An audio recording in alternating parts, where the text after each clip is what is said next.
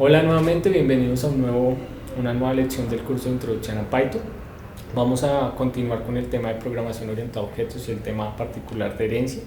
En la lección pasada vimos cómo es posible definir la herencia entre clases y cómo podríamos hacer sobrecarga de métodos utilizando polimorfismo y cómo eso nos simplifica la escritura de código y maximizamos la reutilización de código, de hecho, ¿vale?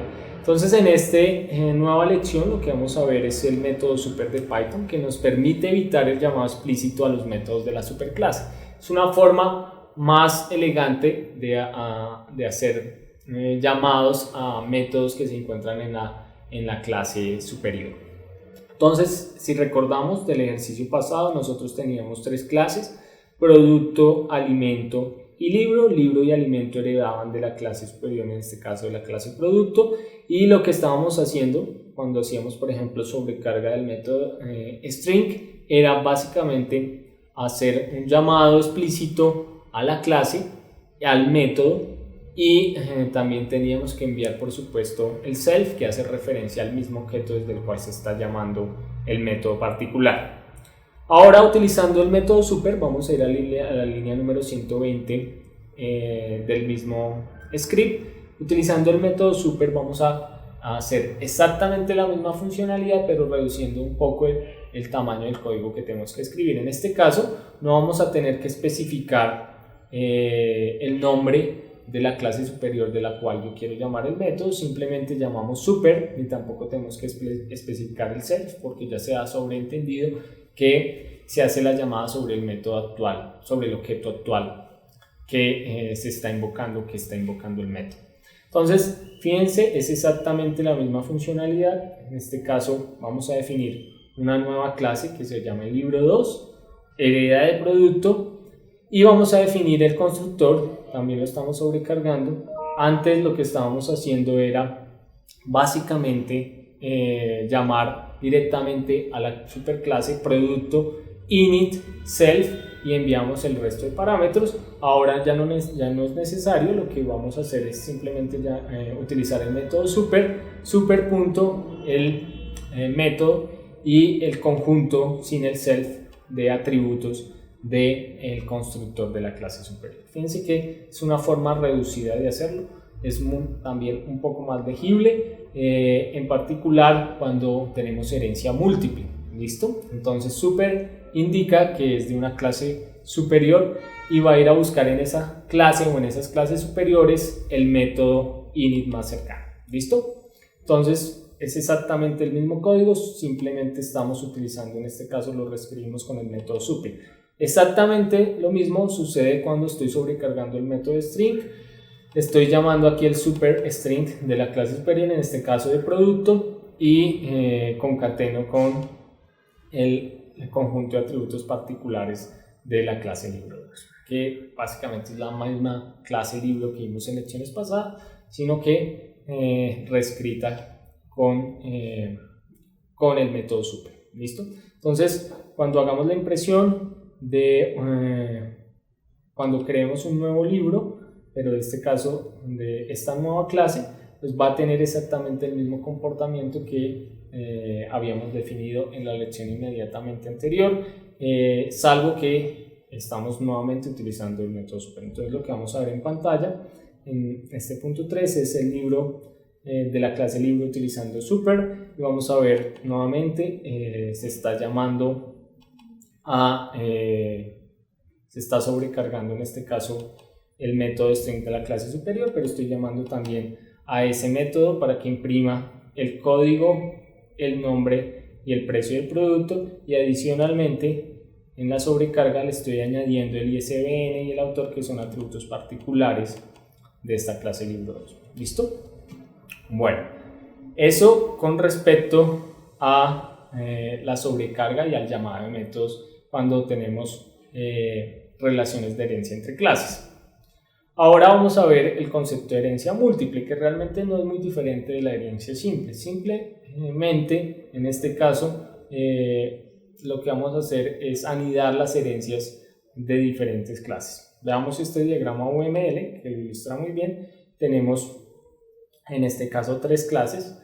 Estas 3 clases van a ser rectángulo, cuadrado y cubo, cada una de las cuales tiene un conjunto de atributos asociados y tiene también unos comportamientos o métodos asociados. Fíjense que la clase cuadrado hereda de la clase rectángulo y la clase cubo hereda de la clase cuadrado. Esto es lo que se conoce como herencia múltiple. Fíjense, el cubo en este caso va a heredar los atributos de rectángulo porque Square heredó esos atributos en la primera herencia. ¿Listo? Entonces esto es lo que se conoce como herencia múltiple. Entonces, vamos a definir y vamos a ver, ya que conocemos el método super, cómo funciona en este caso sobre herencia múltiple el llamado a métodos sobre relaciones de herencia múltiple entre estas clases. Entonces vamos a pasar de ese diagrama UML a código. Vamos a definir la clase rectángulo. Según nuestro diagrama UML tiene 2 atributos, que es length y width, que es altura y ancho. Entonces definimos esos 2 atributos de instancia. Definimos también 2 métodos, que va a ser el método de área de perímetro. El área va a ser la multiplicación del alto por el ancho, y el perímetro, como sabemos, va a ser 2 veces el alto más 2 veces el ancho. ¿Listo? Ahora nuestra clase cuadrado va a heredar de la clase rectángulo. Fíjense, estoy haciendo una sobrecarga de el constructor. En este caso lo que voy a enviar ya no son 2 parámetros, sino solo voy a recibir un parámetro, pero fíjense, voy a llamar al constructor de la superclase, en este caso de rectángulo, y le voy a enviar 2 veces ese mismo parámetro, ¿sí? Aquí habría un problema si yo no hiciera esta sobrecarga del constructor, esta redefinición del constructor, porque en la superclase en rectángulo tengo 2 parámetros que son obligatorios. ¿Listo? Ya sabemos que para un cuadrado el ancho y alto es el mismo, por lo tanto solo debería recibir un parámetro. Y fíjense la potencialidad, hago la sobrecarga del constructor y ya solo debo recibir uno de los parámetros. Llamo al constructor de la clase superior y le envío 2 veces ese parámetro. Fíjense, estoy reutilizando al máximo el código de la clase rectángulo. También defino una clase cubo. Esa clase cubo hereda en este caso de la clase cuadrado. No voy a definir para cubo ningún atributo adicional porque no es necesario. Fíjense que un cubo no es otra cosa que una proyección de un cuadrado en 3 dimensiones. Por lo tanto, no es necesario, fuera de la inicialización de la longitud, no es necesario redefinir un constructor para atributos particulares de esta clase. Este va a heredar directamente este constructor porque es la herencia más directa que tiene, que es en este caso cuadrado, ¿sí? Entonces este va a ser el constructor heredado de la clase cubo. Ahora también defino 2 atributos que va a ser el área de la superficie. Entonces fíjense aquí en todo su potencial la clase super. Lo que le estoy diciendo es vaya a una clase de nivel superior y haga el llamado al método área. En este caso viene hasta la clase rectángulo porque la clase cuadrado no tiene definido este método, y lo que me va a retornar es básicamente la multiplicación de la longitud por el ancho.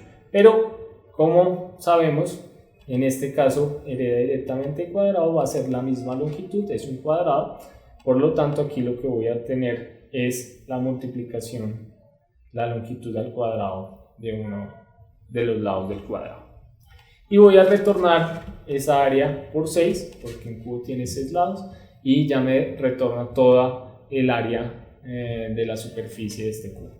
También defino un método de volumen. Nuevamente hago el llamado a un método de una de las clases de nivel superior de las cuales está heredando, área. Va a venir hasta la clase rectángulo y va a hacer nuevamente la multiplicación de la longitud por el ancho. Nuevamente la longitud y el ancho para un cuadrado va a ser la misma por la definición que hicimos de square. Por lo tanto, aquí lo que va a haber es el lado al cuadrado o la longitud al cuadrado y la estamos multiplicando nuevamente por la longitud. Fíjense, aquí estamos reutilizando al máximo el código que definimos tanto de rectángulo como de cuadrado. Vamos a ejemplificarlo. Entonces vamos a ver paso a paso qué está ocurriendo. Voy a definir un objeto de la clase cubo, lo inicializo con 2. Fíjense, esta inicialización está entrando al método constructor de la clase square, que fue heredado y no fue sobrescrito en la clase cubo. ¿Listo? Entonces realmente está entrando a este método que fue heredado de esta clase. Entonces se va a inicializar el atributo length, longitud o el lado, el tamaño del lado del cuadrado, en este caso con 2, y voy a hacer el llamado al método surface area, que va a calcular el área de la superficie del cubo, y como ya especificamos, lo que va a pasar es que va a llamar al método de la clase superior área y multiplica, saca el cuadrado de la longitud en este caso, porque recuerden, la longitud entra como parámetro tanto de longitud como de ancho en el caso de la herencia con el rectángulo, y ya me devuelve multiplicado ese valor por 6, en este caso va a ser 24. Estoy dándole un valor de 2 de lado, por lo tanto sería 2 por 2 por 6. ¿Listo? Ahora para el volumen sucede algo similar. Nuevamente llamo al área, estoy multiplicando la longitud por la longitud, que da la longitud al cuadrado, y la multiplicamos nuevamente por la longitud. En este caso va a dar 2 por 2, 4, por 2, 8, el volumen de ese cubo va a ser igual a 8. ¿Listo? Entonces, para recapitular, teníamos tres clases, cada una tenía una herencia.